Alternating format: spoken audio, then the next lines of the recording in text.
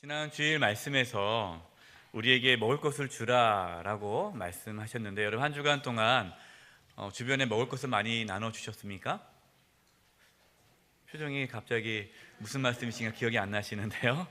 네, 우리 장로님 말씀대로 다 잊어버리시면 안 되는데 기도대로 이제 지난주에 말씀 혹시 기억이 안 나시는 분들은 또 우리 홈페이지 들어가셔서 또 핸드폰 모바일 어플에서 말씀을 다시 들으시면 좋을 것 같습니다.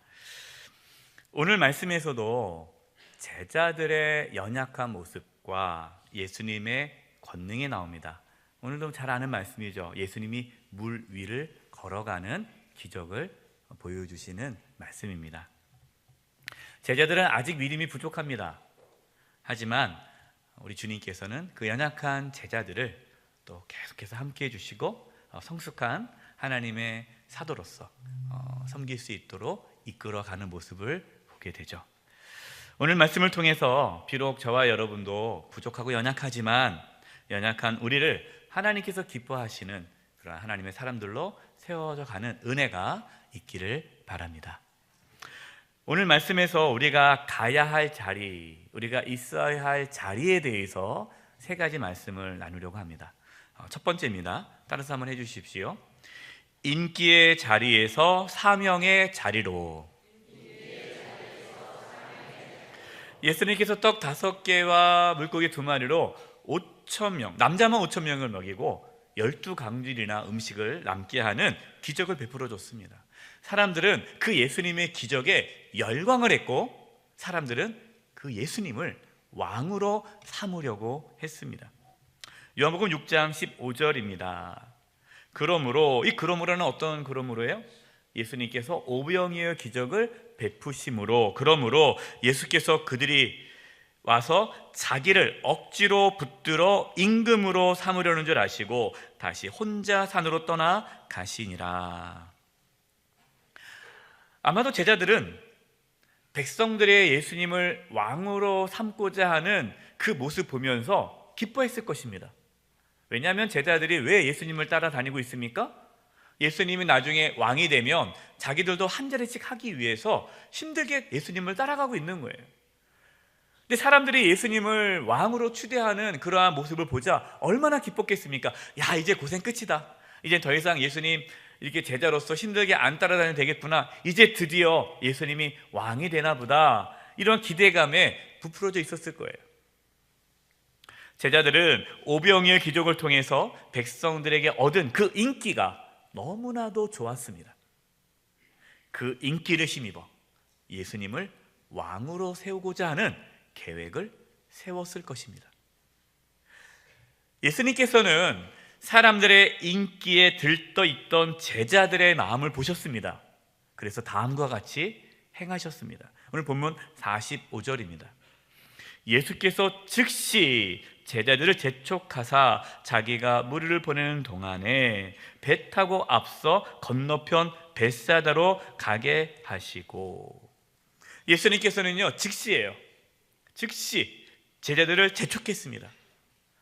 빨리빨리 가라, 빨리빨리 가라.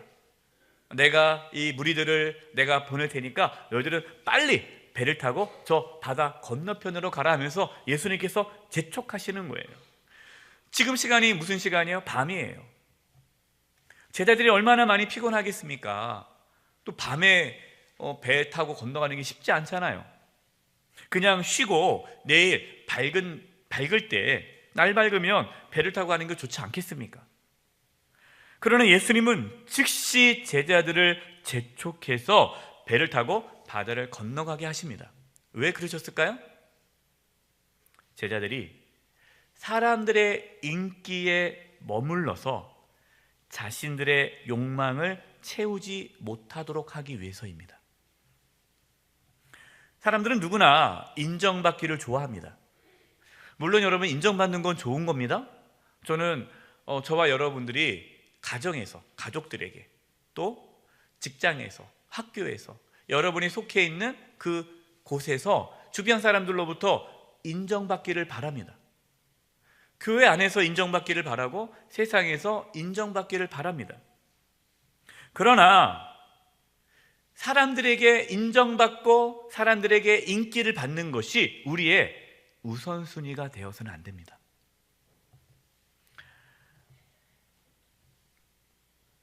사람들의 인기를 쫓는 삶이 아니라 우리는 사명을 쫓는 삶을 살아야 합니다. 인기는 저절로 생기는 거예요. 그건 감사한 거죠. 남들이 인정해 주는 거 감사한 거죠. 그러나 그 사람들의 인기, 사람들로부터 받는 그 인정을 우리는 목표로 삼아서는 안 됩니다.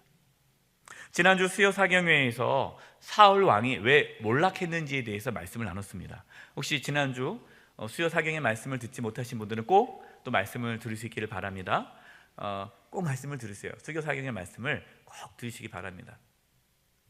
사울 왕이 왜 몰락했습니까? 하나님의 말씀에 순종하지 않아서 몰락했습니다. 왜 사울 왕이 하나님 말씀에 순종하지 않았습니까? 사람들에게 인기를 얻기 위해서입니다. 사울 왕은 하나님 말씀보다 사람들의 평가, 사람들로부터 받는 인기가 더 중요했어요. 그래서 백성들이 좋아한다면 하나님의 말씀도 순종하지 않았습니다. 바로 그것이 사울 왕이 몰락한 이유입니다. 예수님은 제자들이 사람들의 인기의 자리에 머물지 않기를 바라셨습니다. 여러분의 관심은 무엇입니까? 혹시 세상적인 인기와 성공은 아닙니까? 저와 여러분의 관심이 인기와 성공이 아닌 우리를 통해서 이루실 그 사명, 하나님께서 우리를 통해서 이루실 그 사명이 우리의 관심이기를 바랍니다. 자, 어떻게 하면 그럼 우리는 인기의 자리에서 사명의 자리로 옮길 수 있을까요? 하나님과의 친밀한 교제를 가질 때에 인기의 자리에서 사명의 자리로 옮겨질 수 있습니다. 오늘 본문 46절, 47절입니다. 무리를 작별하신 후에 기도하러 산으로 가시니라. 저물매 배는 바다 가운데 있고 예수께서는 홀로 무태 계시다가, 예수님께서 사람들의 인기에 휘둘리지 않기 위해 제자들을 재촉해서 보낸 후에 예수님도 밤에 산에 오르셨습니다. 피곤하시잖아요. 얼마나 예수님께서 그동안 얼마나 피곤하고 힘들겠어요. 그럼 쉬셔야 되는데 또 그 밤에 산에 오르셨습니다. 산에 오르셔서 뭐 하셨어요? 기도하셨습니다. 어떤 기도를 하셨습니까? 성경에는 안 나와요. 그러나 성경에 보면은 예수님께서 자주 산에 올라가서 기도하시는 장면이 나오는데, 예수님의 기도 내용이 나온 장면은 예수님이 십자가 지시기 전에 겟세마네 동산에서 기도하던 모습은 성경에 잘 기록되어져 있습니다. 그래서 겟세마네 동산에서 기도하시던 예수님의 기도 내용을 보면 평상시에 예수님께서 어떻게 기도했는지를 알 수가 있죠. 마태복음 26장 39절입니다. 조금 나아가사 얼굴을 땅에 대시고 엎드려 기도하여 이르시되, 내 아버지여, 만일 할만하시거든 이 잔을 내게서 지나가게 하옵소서. 이 잔이 무슨 잔입니까? 고난의 잔, 십자가의 잔이죠. 십자가를 지는 그 고통이 힘든 거예요. 그러나 나의 원대로 마시옵고 아버지의 원대로 하옵소서 하시고. 아멘. 예수님은 자신의 뜻대로 되지 말고 하나님의 뜻대로 되기를 구하셨습니다. 이처럼 예수님은 홀로 산에 오르셔서 기도하실 때에 하나님께서 주신 사명, 그것을 다시금 깨닫고 그 사명을 잘 감당할 수 있게 해달라고 하나님께 엎드려 기도했습니다. 물론 기도가 우리의 필요를 구하는 내용이 있습니다. 우리가 어떤 어려움이 있을 때 기도하죠. 하나님 도와주세요, 이것이 필요합니다. 여러분 구하셔도 돼요. 나쁜 거 아닙니다. 구하셔야 돼요. 그러나 우리의 기도가 그냥 단순히 내가 원하는 것만 구하는 기도로만 끝난다면 그것은 너무나 기도가 한정적인 거고 깊이 있는 기도는 아닙니다. 우리가 해야 할 기도는 하나님의 뜻을 깨닫기 위해 기도해야 합니다. 그리고 기도를 통해서 우리는 하나님께서 우리를 통해서 이루실 그 사명을 감당할 수 있는 영적인 힘을 얻게 됩니다. 저와 여러분, 하나님께 홀로 기도하는 시간을 가지면서 인기의 자리가 아니라 사명의 자리로 나아갈 수 있는 은혜를 얻을 수 있기를 바랍니다. 우리 기도가 단순히 우리의 자신의 필요만을 구하는 기도가 아니라 이제는 더 나아가 하나님의 뜻을 구하는 기도를 드릴 수 있기를 바랍니다. 자, 두 번째입니다. 한번 따라서 해보십시오. 고난의 자리에서 평안의 자리로. 예수님께서 홀로 산에 오르셔서 기도하시는 후에 내려오셔서 이제 무태에 계셨습니다. 그때 제자들이 힘겹게 노 젓는 것을 보셨습니다. 48절입니다. 바람이 거스름으로 제자들이 힘겹게 노 젓는 것을 보시고 밤 4경쯤에 바다 위로 걸어서 그들에게 오사 지나가려고 하시매. 제자들은 예수님의 말씀에 순종하여서 밤에 바다를 건너려고 했습니다. 그런데 바람이 크게 부는 거예요. 노 젓는 것이 너무너무나 힘들었습니다. 오늘 본문에 밤 4경인데 오늘날의 시간으로 따진다면 새벽 4시에서 5시 사이예요. 제자들은 밤새 바다에서 폭풍과 함께 싸우면서 노를 젓고 있는 거예요. 제자들이 얼마나 힘들고 지쳤겠습니까? 아마 속으로 예수님을 원망할 수도 있어요. 또 이 밤에 또 바다 건너라 가지고 우리를 왜 이렇게 고생시키시나. 지금 제자들이 왜 바다를 건너가고 있습니까? 예수님이 건너가라고 해서 건너가는 거예요. 그렇다면 말씀에 순종해서 나아가는 건데 바다가 잠잠해야 되잖아요. 하지만 현실에는 폭풍이 찾아왔습니다. 마가복음 4장에서도 예수님께서 거라사 지역으로 건너가자 할 때도 폭풍이 일지 않았습니까? 그때는 예수님이 배 안에 계셨잖아요. 그런데 지금 상황은 예수님이 배 안에 계시지도 않아요.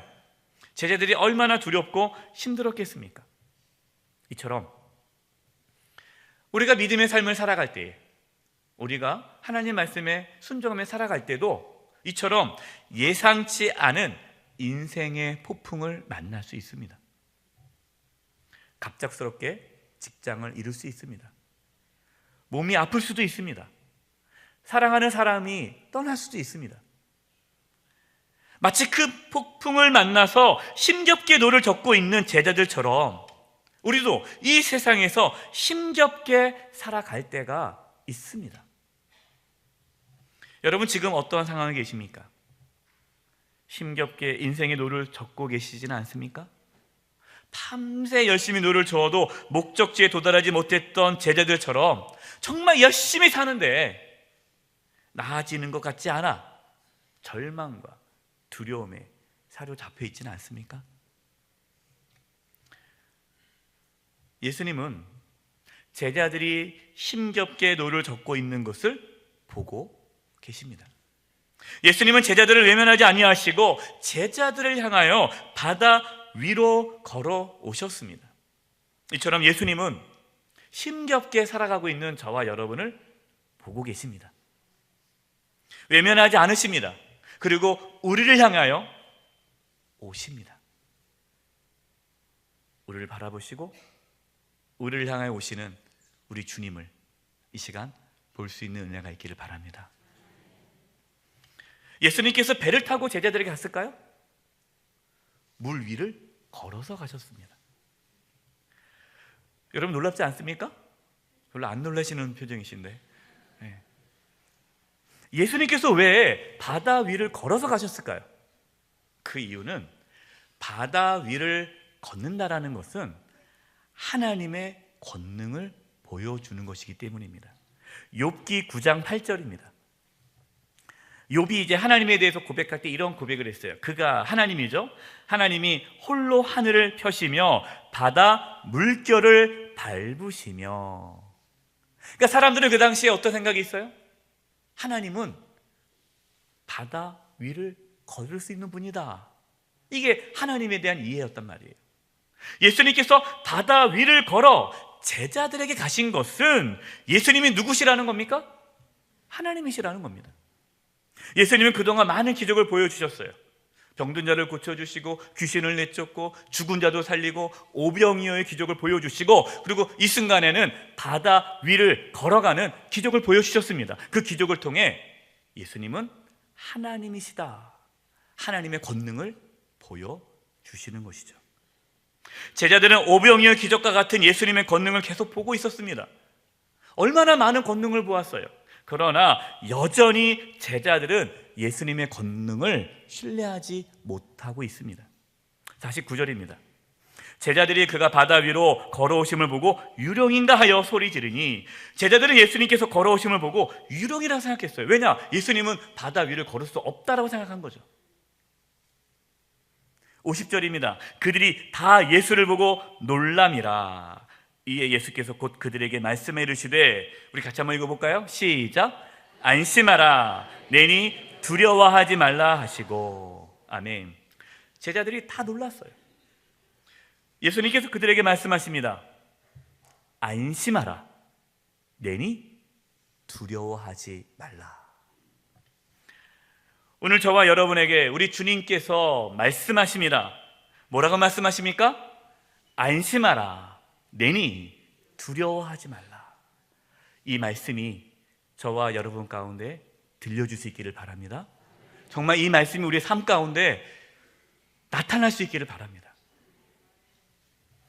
예수님께서 오시자 제자들은 고난의 자리에서 평안의 자리로 나아갈 수 있게 되었습니다. 우리가 지금 어떠한 상황에 처해 있느냐가 중요하지 않습니다.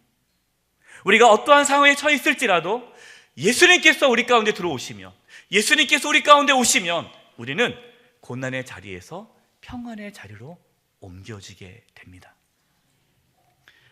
자, 그럼 여기서 예수님께서 왜 안심하고 두려워하지 말라라고 하셨을까요? 내니 두려워하지 말라는 거예요. 이 내니라는 이 헬라어 원문은요, 에고 에이미입니다. 에고 에이미.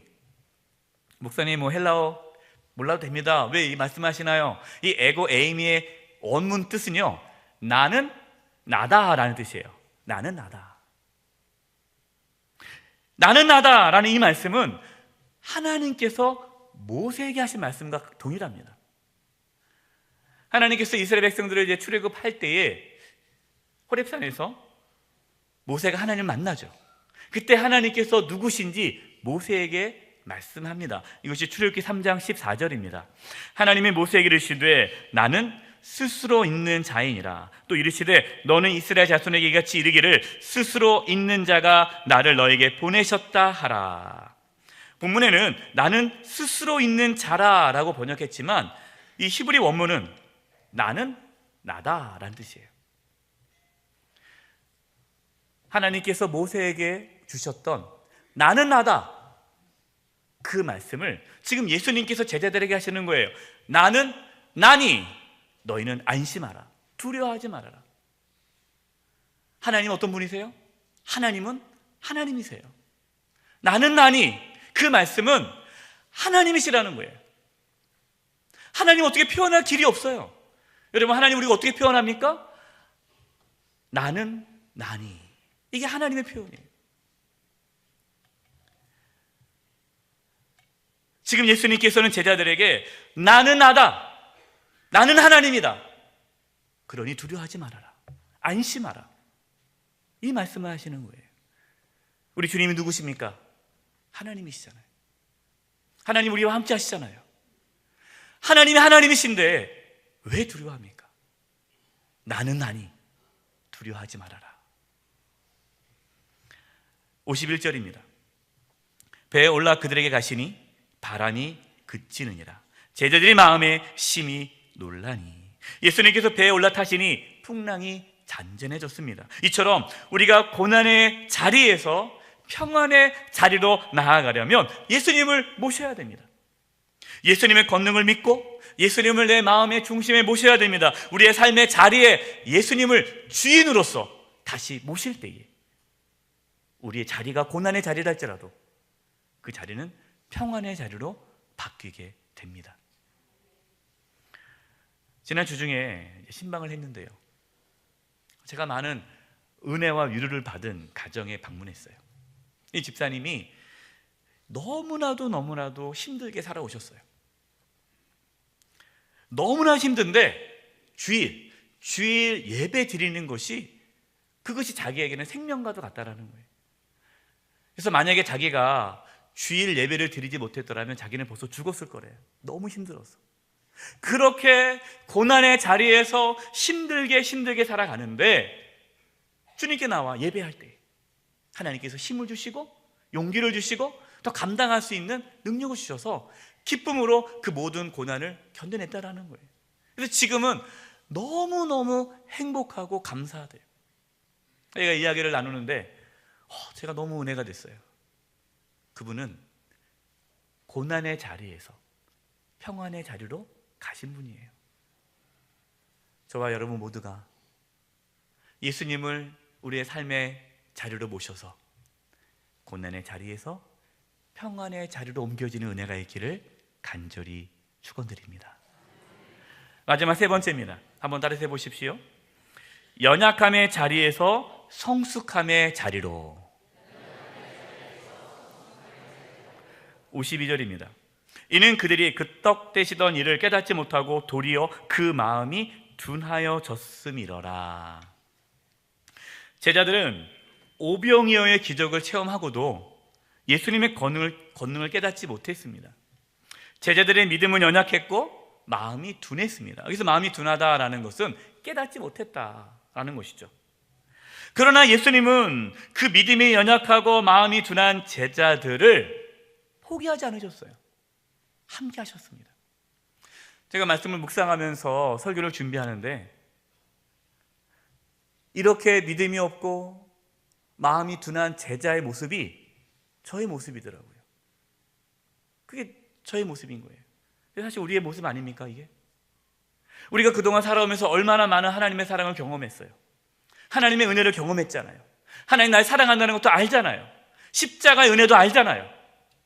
그런데 또 우리의 삶에 어떤 어려움이 찾아오면 낙심하고 두려워하고 때로는 하나님을 원망하는 모습이 마치 믿음이 없고 마음이 둔하여진 제자와도 같다라는 생각이 들었습니다. 여러분, 그러나 괜찮습니다. 제자들을 보십시오.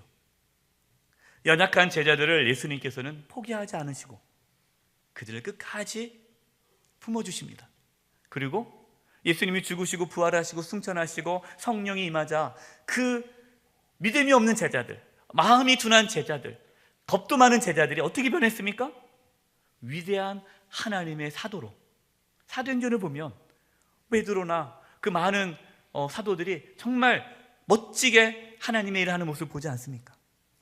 하나님께서 저와 여러분을 그렇게 연약함의 자리에서 성숙함의 자리로 이끌어 가실 것입니다.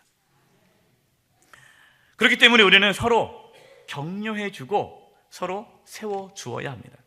디모데후서 2장 24절에서 26절입니다. 주의 종은 마땅히 다투지 아니하고 모든 사람에 대하여 온유하며 가르치기를 잘하며 참으며 거역하는 자를 온유함으로 훈계할지니 혹 하나님이 그들에게 회개함을 주사 진리를 알게 하실까 하며 그들로 깨어 마귀의 올무에 벗어나 하나님께 사로잡힌 바 되어 그 뜻을 따르게 하실까 함이라. 아멘.